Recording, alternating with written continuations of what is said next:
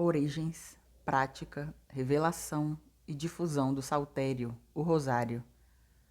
O bem-aventurado Alano de la Roche nos ensina. Origem do saltério, o rosário. Eis a Trindade 3 vezes Santíssima, que inventou a saudação, a Ave Maria, concebendo-a na sua mente divina. O arcanjo Gabriel, depois de tê-la recebido, levou-a para a terra e a anunciou à gloriosa Virgem Maria. O Espírito Santo, através de Isabel, disse a terceira cláusula e, enfim, a Santa Mãe Igreja acrescentou a última cláusula. Jesus Cristo deu vida à oração do Senhor, o Pai Nosso. Ensinou os discípulos a pregar e os recomendou a oração. Estes, como constituíam toda a Igreja, assim fizeram.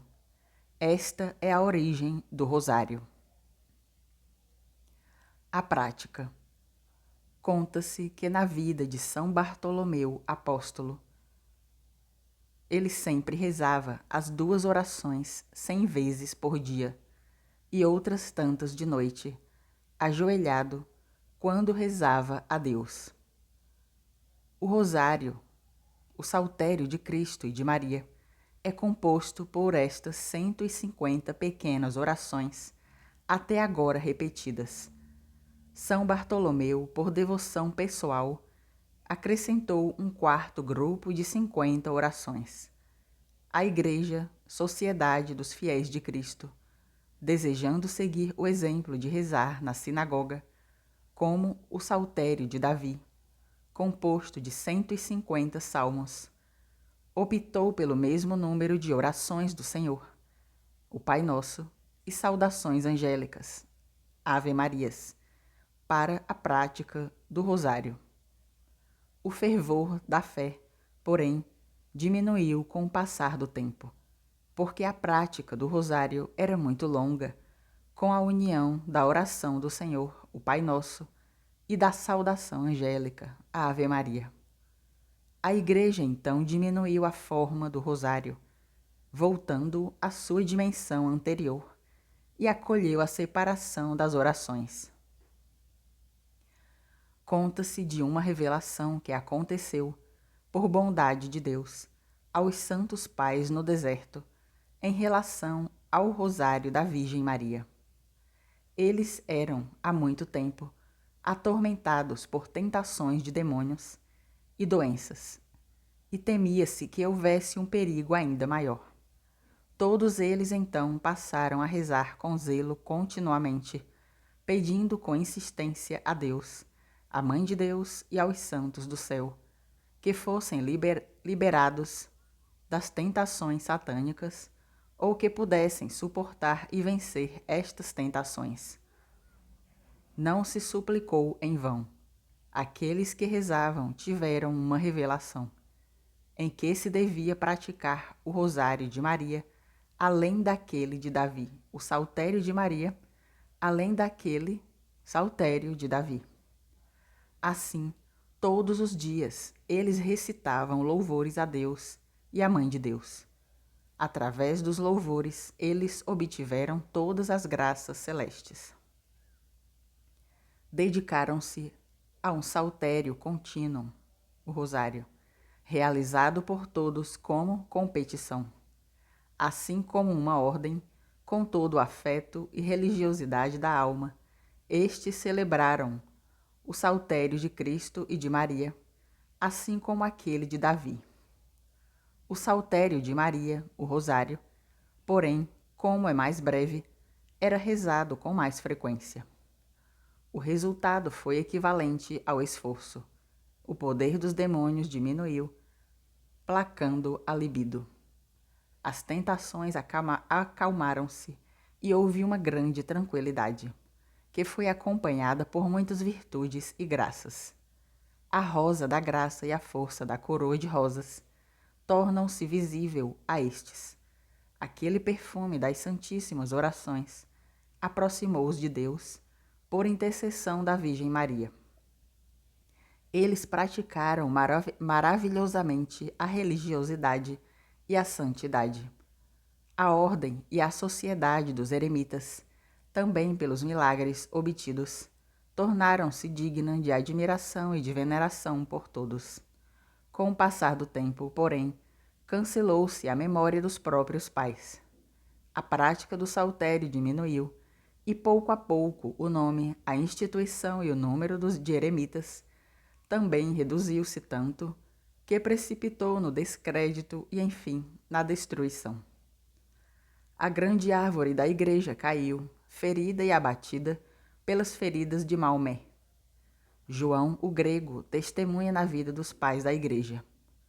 Deus, porém, não permitiu que se arruinasse o rosário e o replantou. A difusão do rosário, o saltério, aumentava com o tempo. São Basílio Magno, no Oriente, juntou os monges dispersos nos desertos e nos lugares solitários. Os agregou em 7 comunidades de mosteiros e os organizou com novas instituições. São Benedito fundou e tornou célebre no Ocidente a vida de monge que já existia no Oriente e tornou-se ilustre patriarca da nova instituição. Ele difundiu entre seus discípulos o saltério de Maria, o rosário, ao qual era habituado há muito tempo, não como um preceito, mas como prática.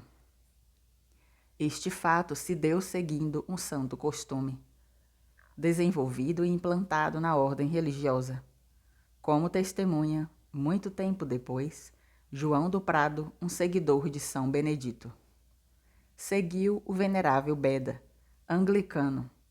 Que homem admirável, que fez prosperar e pregou o saltério de Maria, o rosário, em toda a Anglia, Bretanha e França.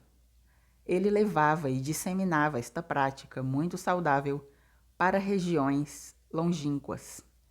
O culto foi seguido pelas demais gerações e manteve-se especialmente na Anglia, onde houve menos força no tronco, também os ramos secaram.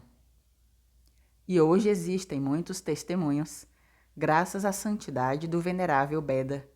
A antiga devoção do rosário permanecia em alguns templos, junto a objetos votivos de uso comum, ou mesmo as coroas para rezar. São Bernardo, que também difundiu o saltério, o rosário, seguiu Beda. Que outra coisa podia ter feito o apaixonadíssimo marido de Maria? Nem o seu ardor parou por aqui. Ele, ao rosário de Maria, o saltério, deu o mesmo número de orações do saltério de Davi, segundo o conteúdo dos salmos. Isto eu vi e toquei com as minhas mãos. Este grande homem teve em si muita graça, ao ponto de tornar-se diante de Deus maior do que muitos santos na terra.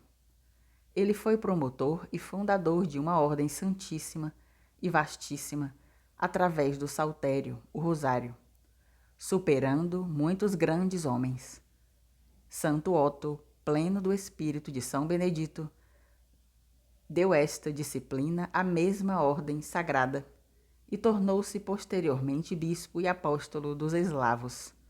Ele difundiu naquele povo, assim como a fé cristã, o saltério, o rosário. Aquele povo absorveu o suco colocado gota por gota pela divina rosa. Homens e mulheres levaram o saltério pendurado no pescoço. Levam o saltério pendurado no pescoço até hoje. Santa Maria de Egníaco, que rezava por costume todos os dias o saltério de Davi, ao final de cada salmo colocava a saudação angélica à Ave Maria, rezando assim o saltério de Maria, o rosário. Este é apenas um exemplo do exercício das Sagradas Virgens e, ao mesmo tempo, é uma prova real do costume de grande parte dos fiéis.